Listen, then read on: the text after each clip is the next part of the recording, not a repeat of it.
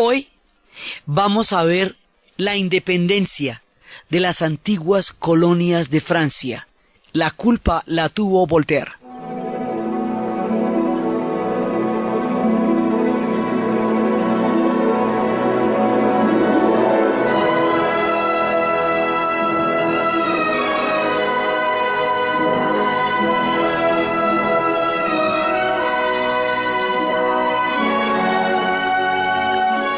La vez pasada estábamos viendo las primeras consecuencias de la posguerra y fue esa profunda división que se generó entre los franceses a partir del hecho de que una parte de Francia colaboró con los alemanes, con los nazis, que fue el caso de Vichy, y la otra no, y esas facturas se pasaron en la posguerra.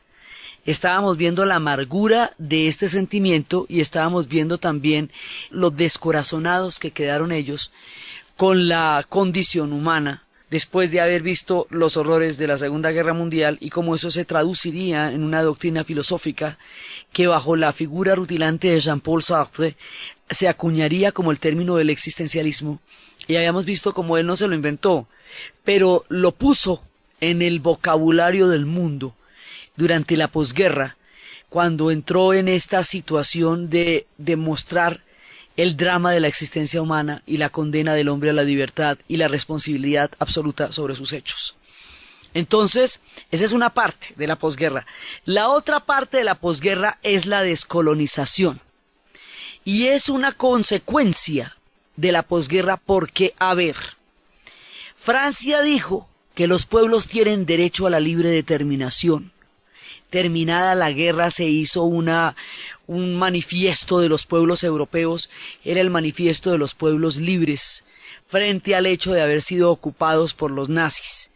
Entonces, si los pueblos europeos están luchando por su libertad, después de haber sido un país ocupado, tantos países ocupados por los nazis, ¿por qué no van a luchar por su libertad los africanos y la gente de Indochina? A ver, ¿cuál es la diferencia?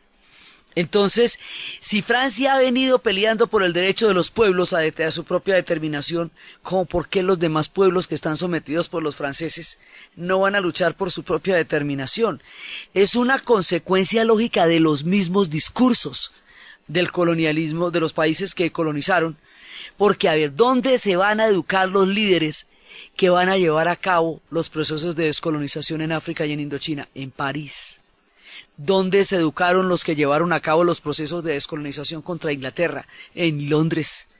Es decir, allí mismo donde emanaban los discursos de los estados de derecho, allí mismo donde emanaban los discursos de la igualdad y la fraternidad, allí mismo se educaron los pueblos que pedían para ellos exactamente lo mismo que los otros pueblos, las grandes metrópolis, pedían para sí mismos.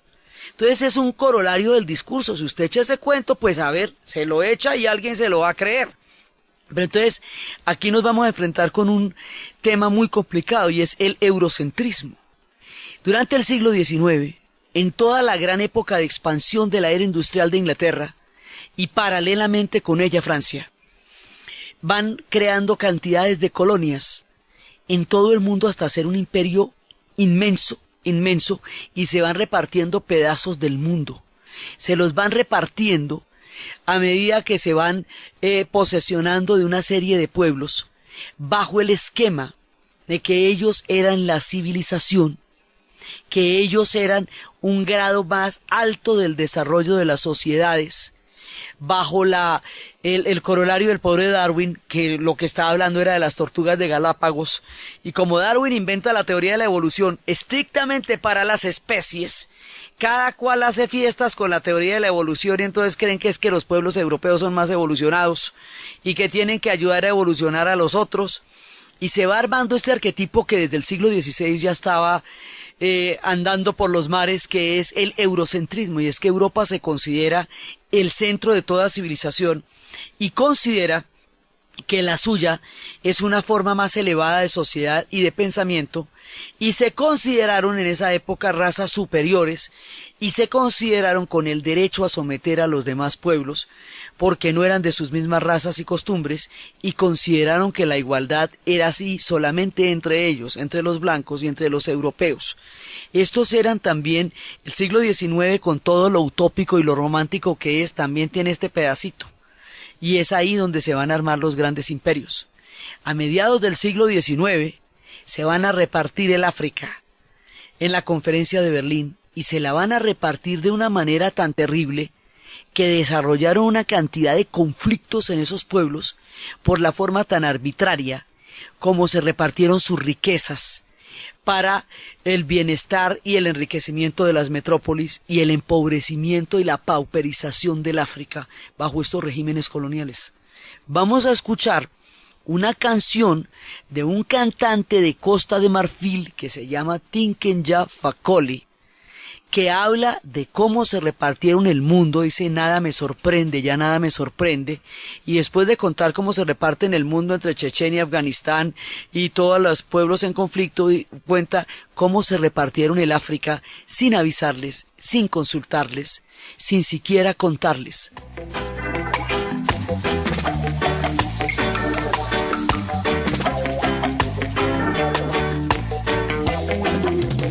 Ils ont partagé Africa sans nous consulter.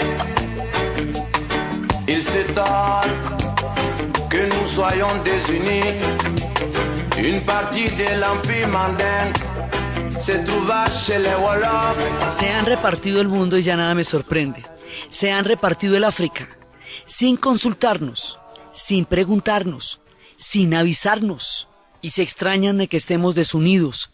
Una parte del imperio mandé quedó entre los Wolof, que son los de Senegal. Una parte del imperio Mossi quedó en Ghana. Una parte de Ghana quedó entre los Bangui. Y una parte del imperio Mande quedó en otro lado. Es decir, los imperios quedaron rotos por pedazos, manga por hombro, en una cantidad de países y de territorios que no decidieron los africanos sino los europeos. Esto va a generar una inmensa cantidad de conflictos porque rompieron estructuras culturales antiquísimas con un criterio de explotación de riquezas y de reparto de unas tierras que no eran de ellos. Eso fue el reparto del África. Y lo mismo hicieron en Indochina. Se repartieron la Indochina también, y lo mismo hicieron en el Medio Oriente. Y entonces una parte va a quedar, Líbano va a quedar, y Siria van a quedar para los franceses, mientras que Palestina va a quedar para los británicos, y también el Golfo Pérsico se lo repartieron, y se repartieron un mundo colonial. Y todos con los discursos más progresistas, porque es que los ingleses son los que se inventaron la Carta Magna, el Parlamento, las formas más evolucionadas de Estado de Derecho, y colonizaron a medio planeta. Y los franceses con toda la historia de la igualdad, la fraternidad, la libertad y en los estados de derecho y todo, y colonizaron a la otra mitad del planeta. Y los españoles mucho antes, con la historia del cristianismo y de la igualdad entre los hombres, colonizaron el continente entero. Es decir, independientemente de cuán igualitario fuera el discurso, a todo el mundo lo clavaron. Y hay como una dicotomía muy grande entre el contenido de estos discursos y la manera como un montón de pueblos fueron sometidos a condiciones muy difíciles de servidumbre, de explotación, de desprecio por aquellos pueblos que se habían inventado estos discursos. Eso es parte del eurocentrismo. Entonces, primero que todo, pues el mismo discurso va a llevar a que la gente se plantee, y el primer caso en el cual un pueblo directamente con las ideas de la Revolución Francesa plantea su propia revolución y plantea su propia independencia, fue el de Haití en 1804. Ellos directamente, cuando sucede la revolución, dicen: listo, ahí está el marco según el cual vamos a armar la independencia de Haití.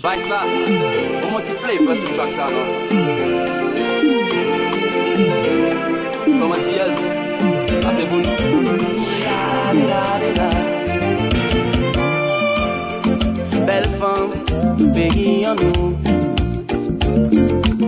Pontichita, pour nous parler.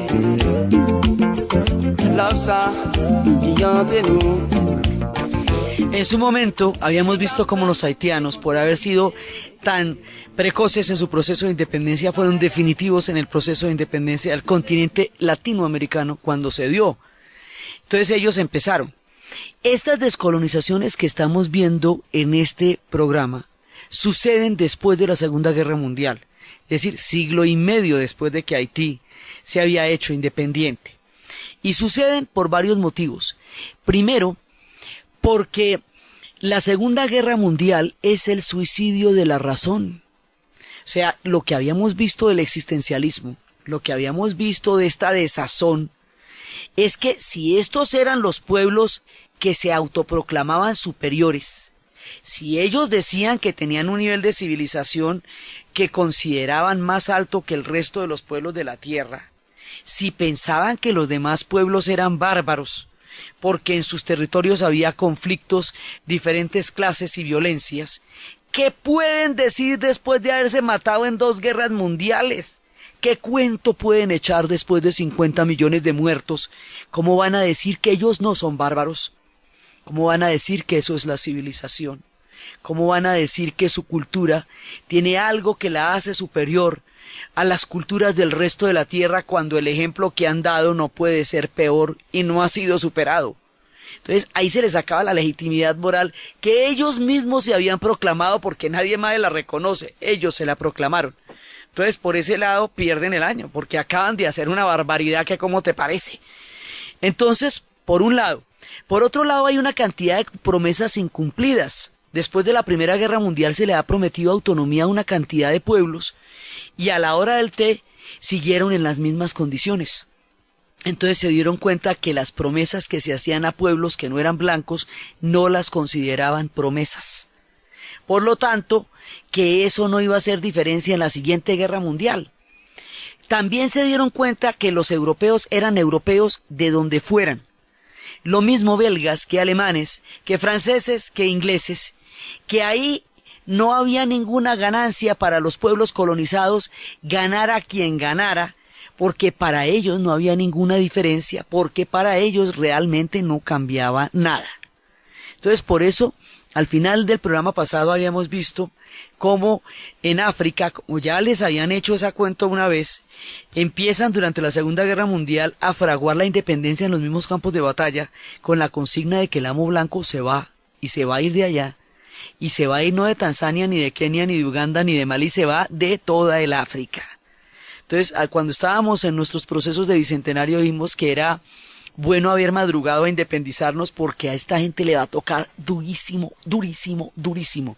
Estas descolonizaciones de la mitad del siglo XX se van a dar en medio de las guerras más aterradoras, porque ya son pueblos industriales con armas modernas, ejércitos muy organizados, y les va a tocar por la pésima, pero por la muy mala, porque las condiciones se van a hacer mucho más radicales y el odio va a ser mucho mayor en esta etapa que lo que nos tocó a nosotros, que madrugamos tempranito y nos descolonizamos de un imperio que todavía no era un imperio industrial, en donde las cosas todavía se podían dar a otro nivel, pero es que esto con napalm, con esto, con las armas modernas y con todo lo que va a pasar, va a ser muy duro.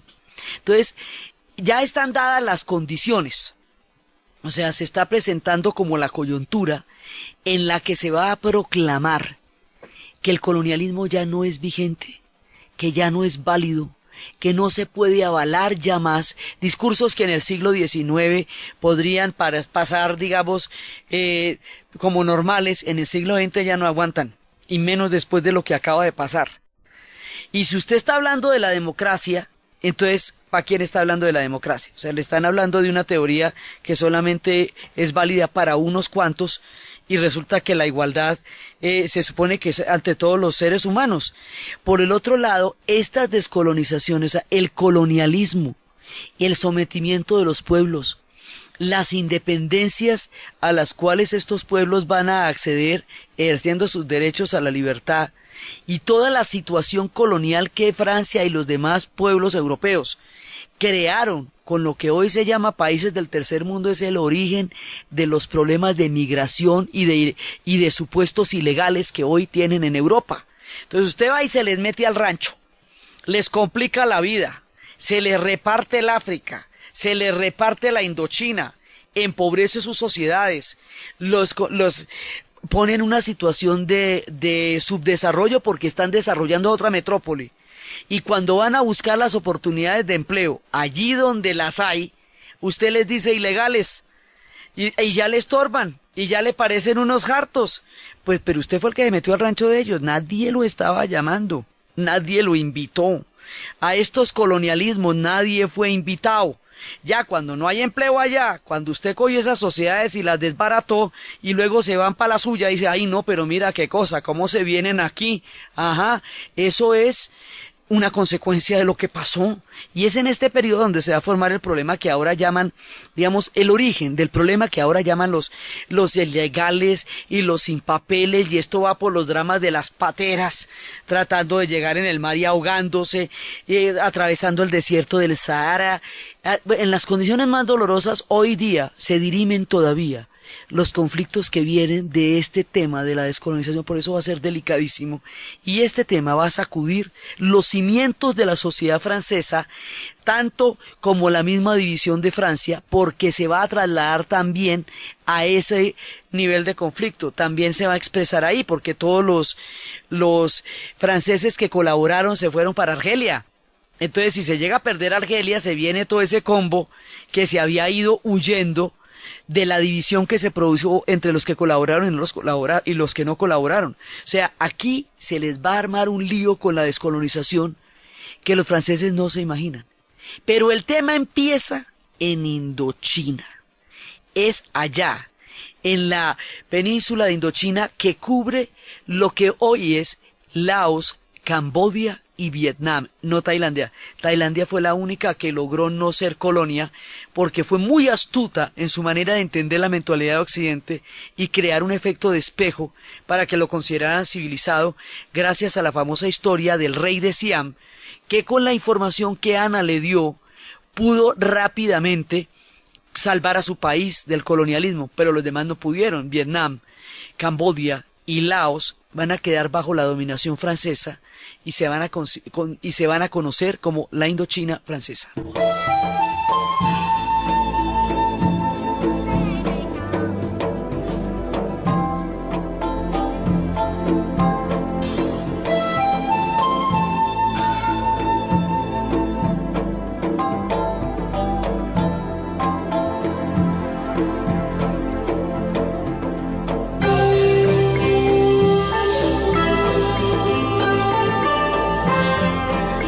En Vietnam hace más de un siglo había entrado a ser colonia francesa, fueron entrando poco a poco, al principio lo repelieron, luego se metieron allá.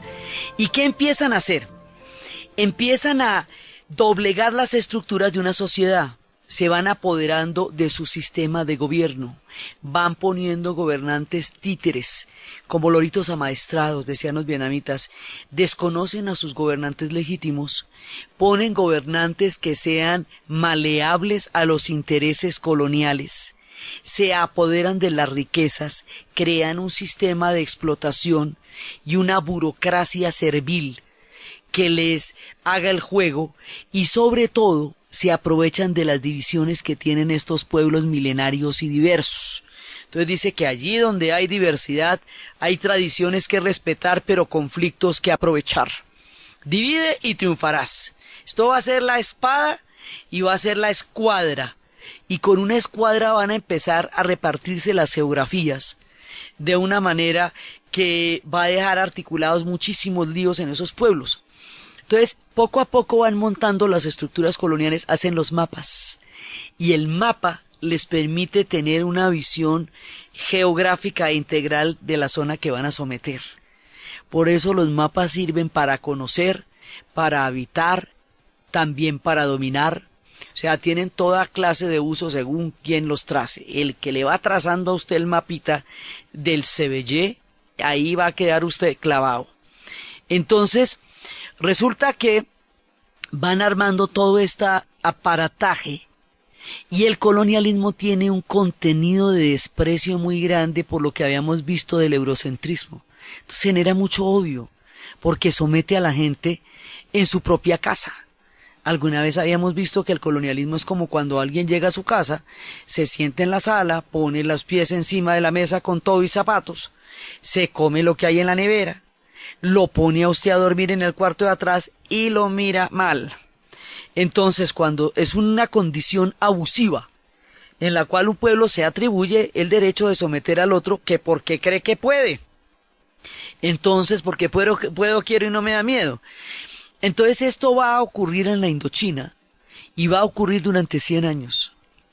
Y después va a suceder una figura, ya al final, que va a ser la figura de Ho Chi Minh. Y la figura de Ho Chi Minh, él tiene una vida de novela, pero de novela total.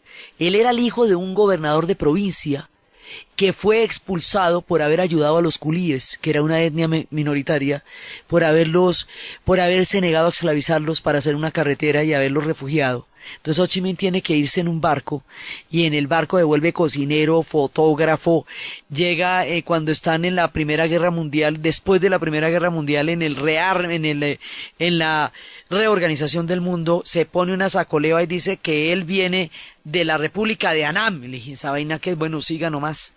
Annam era como se le decía a Vietnam en el siglo pasado, desde las viejas antiguas estructuras.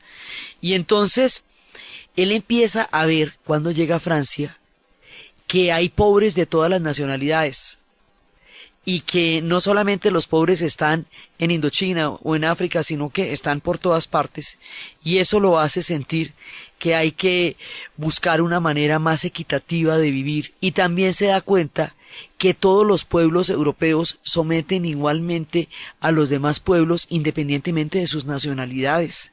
O sea, con la ida de Ho Chi Minh a Francia y a Alemania y a varios países de Europa y al África, que también fue, el hombre empieza a comprender a nivel global lo que es el colonialismo, y empieza a decir, esta gente se me va de aquí, se me va a ir, pero y verá, yo les digo cómo.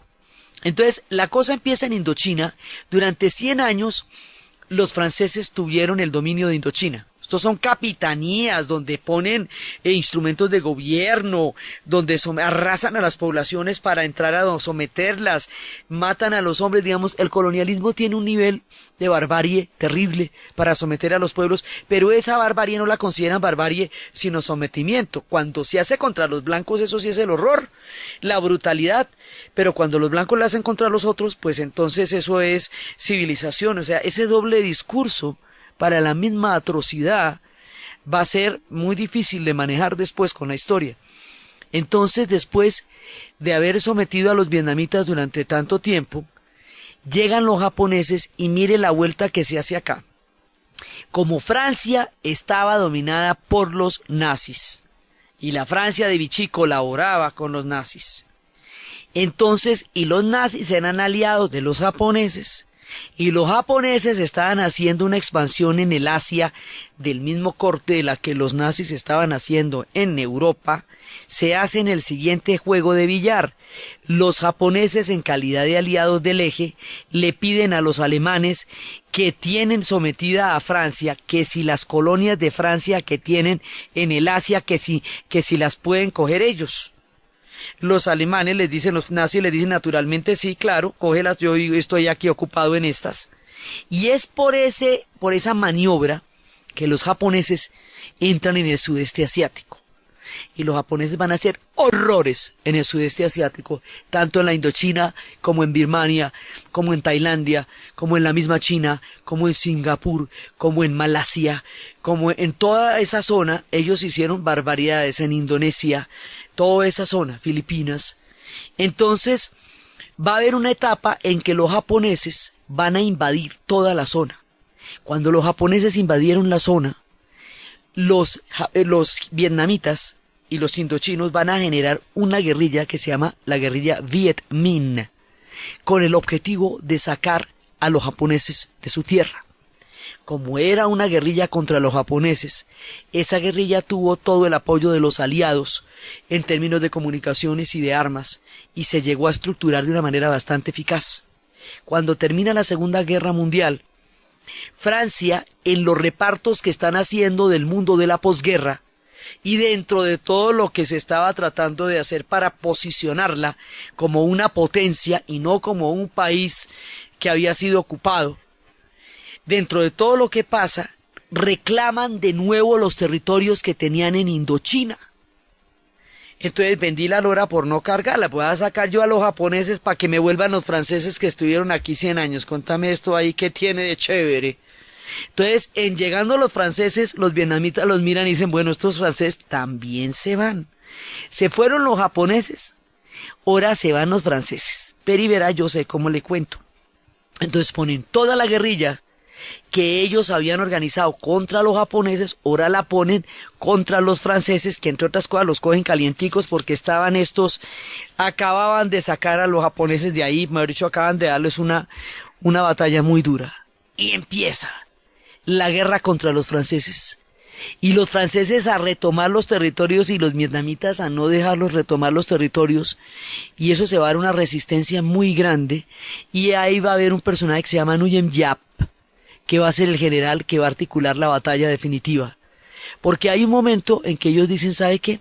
La única manera de sacar a los franceses de aquí es a través de una batalla gigantesca. Es una derrota militar, pero una derrota que sea demasiado grande para ellos.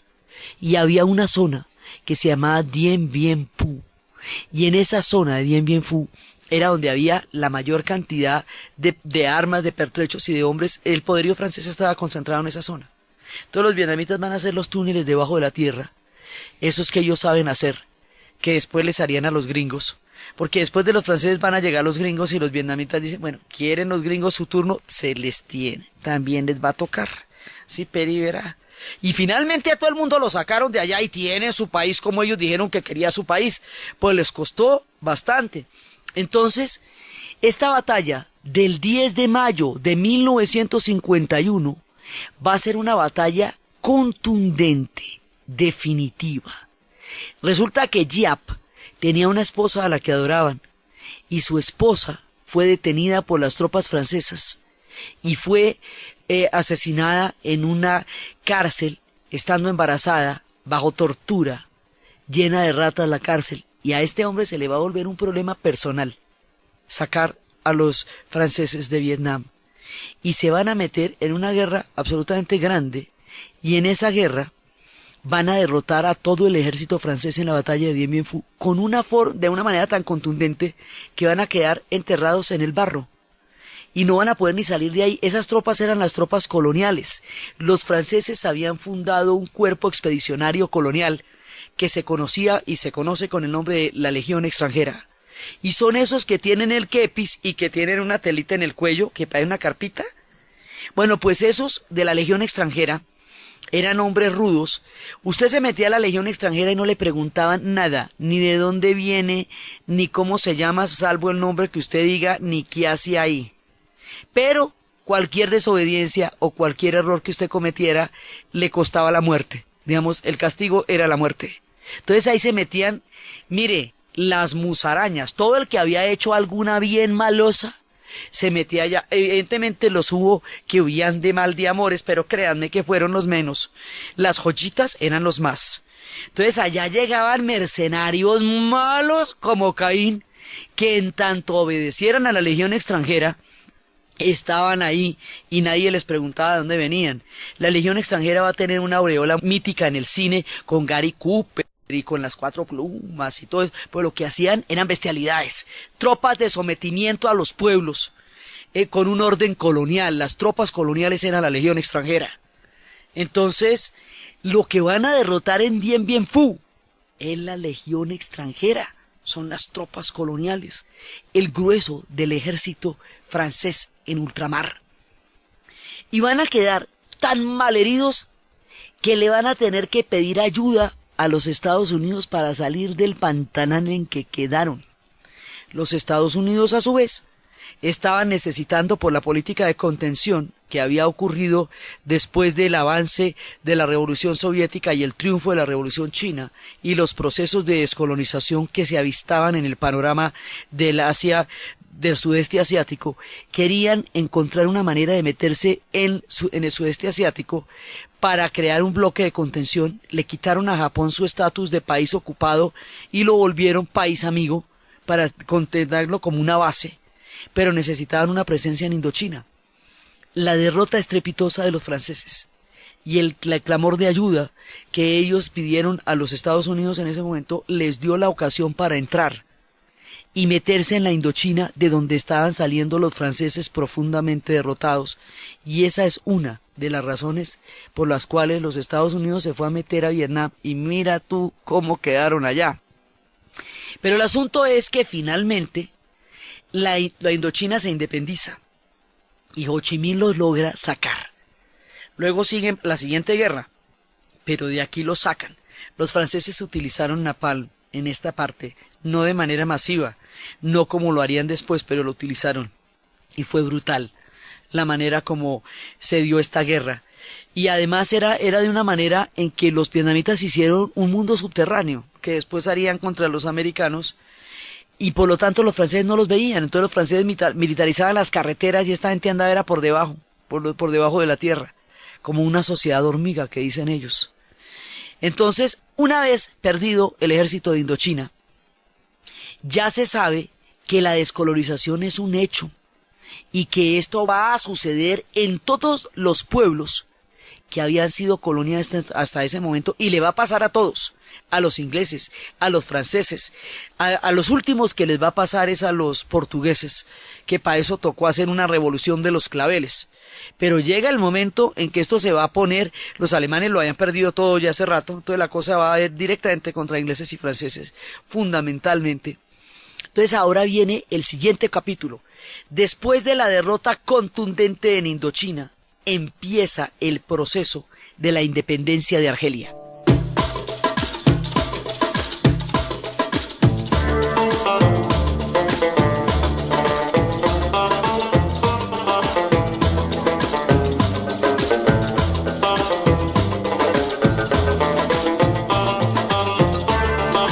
Argelia empieza en serio, y los franceses creían que Argelia, como les queda tan cerca, y como había sido de ellos también hace 100 años, era un departamento de Francia. Entonces le decían, la Argelie, c'est la France. O sea, Argelia es francesa, pero eso era que no les pasaba por la cabeza que fuera diferente. Y entonces, pues los argelinos empiezan, el amo blanco se va a ver, pero es que lo vi. Se va yendo. Dijimos que de Tanzania, dijimos que de Uganda, dijimos que de Argelia, dijimos que de Kenia, dijimos que de todos lados. Ya también les habían incumplido a ellos una promesa de autonomía. Ya habían empezado una represión contra ellos muy dura. Entonces ellos saben que esto se va a poner del mordisco, del dulce les va a poner a mordisco, pero saben que eso marcha de vuelta, hay que hacerla. Y se van a poner en el plan de sacarlos de allá, porque ya llegó la era en que el colonialismo toca a su fin. Desde el momento en que se pierde la batalla de Dien Bien Phu, la guerra en África que no ha comenzado ya está perdida, ¿me entiende? Esa la perdieron antecitos de comenzarla, porque la descolonización es irreversible. Esto es un hecho. Entonces meterse en esa guerra, teniendo en cuenta que no la iban a poder ganar, entre otras cosas porque ya ni siquiera tenían las tropas con qué pelearla, era una insensatez. Pero era el no reconocimiento de que el cuarto de hora se les había acabado, el discurso ya no se lo comía nadie, y las cosas venían en serio. Entonces, como no tienen ya ejército porque todo se perdió en Indochina, van a tener que empezar a reclutar ejército de los franceses. Una cosa es el ejército colonial de ultramar, que son mercenarios de todas las nacionalidades y pelambres, que se meten allá en las condiciones más rudas, y otra es ir a reclutar a los chicos franceses para meterlos en una guerra que tenemos perfectamente clara que no se va a ganar y que no puede ganarse. Entonces los chicos franceses, pero ¿y cómo por qué? Y ahí se va a incumplir una cosa peligrosísima, y es que había un convenio que a los jóvenes universitarios no se les podía llevar a una guerra colonial, porque era muy importante el proceso de educación de un proceso universitario no se puede interrumpir porque esa es la formación del pensamiento. Ese es un momento muy delicado en que la sociedad necesita formar su gente para que piense. ¿Sí? Entonces usted no puede bajar a alguien de la universidad y meterlo en una guerra colonial que ya está perdida. Entonces cuando empiezan a reclutar gente allá, pues primero que todos los estudiantes se rebotan, segundo las madres de familia, los padres de familia empiezan a no dejar llevar a la gente allá. Bueno, eso se empieza a volver una cosa muy complicada. La guerra de Argelia se va a dar en dos frentes, en Francia y en Argelia.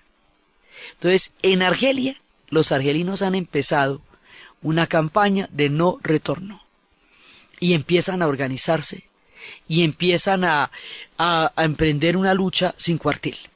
En Argelia hay una cantidad de franceses que se fueron huyendo de la colaboración, pues porque eran colaboracionistas y entonces no los aguantaban en la Francia continental. Otros vivían allá hace 4 generaciones. Había unos que ni conocían París. Vivían como reyes, con casas fantásticas, sabiendo que si se llega a perder la guerra de Argelia y si a ellos les toca devolverse a casa, se van a devolver con una mano adelante y la otra atrás, como parias, y que los franceses no los van a aceptar de vuelta con ninguna queridura, porque todo el trucho se iba para Argelia. El harto, el trucho, el ladrón, el segundón, el corrupto, el perseguido, todos los que iban a juzgar a los argelinos en los tribunales habían sido juzgados ellos mismos también en Francia. Todos eran fugitivos, todos eran joyitas. O sea, ahí había una cantidad de gente. Había otros que habían estado desde hacía 4 o 5 generaciones. Difícil siempre generalizar. Pero mucha gente que la debía se iba para Argelia porque Argelia era el escampadero. Allá era como un tapo remacho. Entonces esta gente, todo el mundo, mejor dicho, la debe si se devuelve para Francia. Y en Francia saben que los van a tratar como perros y que se les van a acabar las mansiones y se les van a acabar los sirvientes y se les van a acabar los que los abaniquen y se les van a acabar los que les traigan el tecito por la tarde. Eso se les va a acabar, es la servidumbre, le quiero decir. Entonces, por un lado, hay una campaña en Argelia. Los franceses argelinos los vamos a llamar pies negros porque van a utilizar unas botas por las cuales van a tener esa denominación. No se quieren dejar sacar de Argelia porque no tienen realmente a dónde regresar, por lo menos las condiciones de regreso a Francia no se las pinto. Entonces se van a empecinar en mantenerse en Argelia a como dé lugar. Los franceses, hay una parte del gobierno francés en una primera etapa, quiere sostener la guerra de Argelia a como dé lugar y quiere someter a los argelinos. A como dé lugar quiere decir que la tortura se va a convertir en un instrumento oficial y que a los argelinos los van a pasar a soplete y que van a hacer cosas terribles. Hay una parte cuando dicen vamos a descolonizarnos de los franceses y no nos va a extrañar que utilicen contra nosotros los mismos métodos que contra ellos usaron los nazis y no nos va a extrañar que se porten con nosotros como ellos fueron tratados también, pero igual hay que hacerlo. Entonces empieza toda la guerra de Argelia y la tortura como se va a volver sistemática. En una de esas, a un muchacho francés, argelino, francés, que estaba allá, lo torturaron. Cuando torturan al chico francés, él hace visible que la tortura es una política oficial, como siempre, no importa que torturen a todos los argelinos, pero el día que torturan a un francés, entonces ahí sí la cosa parece que sí está pasando en serio. Entonces, pero se vuelve un escándalo muy grande. Y entonces, ahí la contradicción de sentido.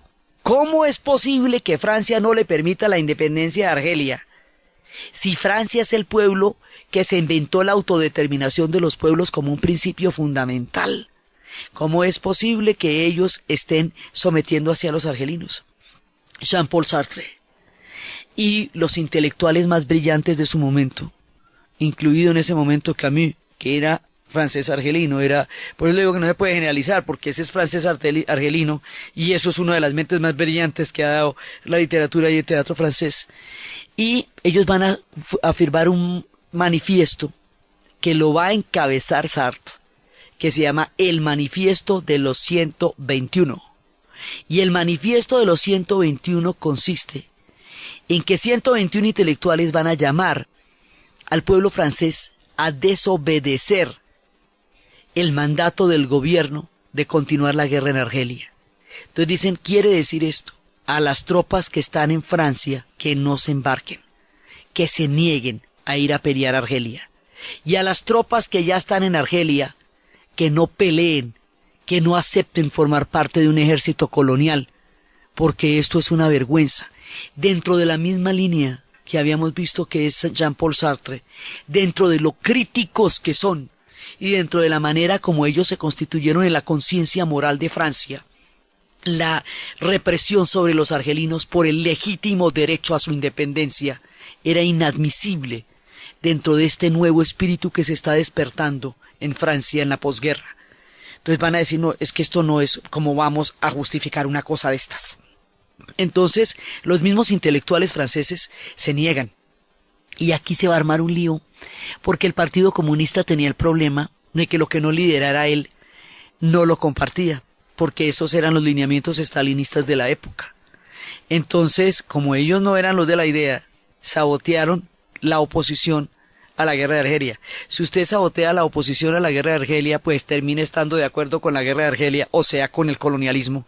Y si usted es la izquierda y está de acuerdo con el colonialismo, eso le queda mal visto.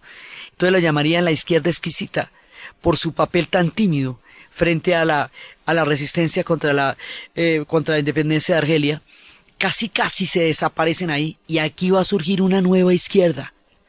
Una izquierda diferente, más ligada a Ho Chi Minh y a la descolonización. Aquí van a pensar el colonialismo, ya no como un derecho, sino como una inconsistencia imperdonable a su propio discurso. Por primera vez se van a ver no como los amos, sino como aquellos que no tienen derecho a hacerlo, porque nadie tiene derecho a ser amo de nadie. Ahí es el pedacito que cambia. Y eso lo hace Sartre y Camus y Simone de Beauvoir y toda esta brillante generación de intelectuales franceses que están pensando. Y entonces va a haber un paso más allá. Va a haber un paso que se llaman las redes Janssen. Y las redes Janssen no solamente van a obedecer y a seguir el manifiesto de los 121, sino que se van a ir para Argelia a pelear del lado de los argelinos, en contra de los cuerpos de paracaidistas franceses que están allá. Y la división se hace mucho más profunda, y Francia se va a ver enfrentada a sus propios principios de una manera como jamás lo soñó.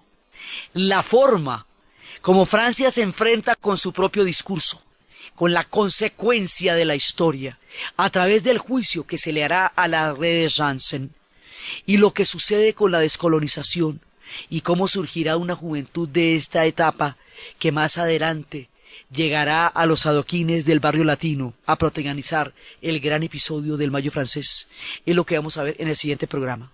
Entonces, desde los espacios del eurocentrismo que hace su crisis, del suicidio de la razón, del derecho de los pueblos a la autodeterminación, de la decisión histórica de Indochina y África para surgir como estados nacionales en el concierto del mundo, y de las ideas que en un momento dado hacen posible los procesos, en la narración de Ana Uribe, en la producción Jessy Rodríguez, y para ustedes, feliz fin de semana.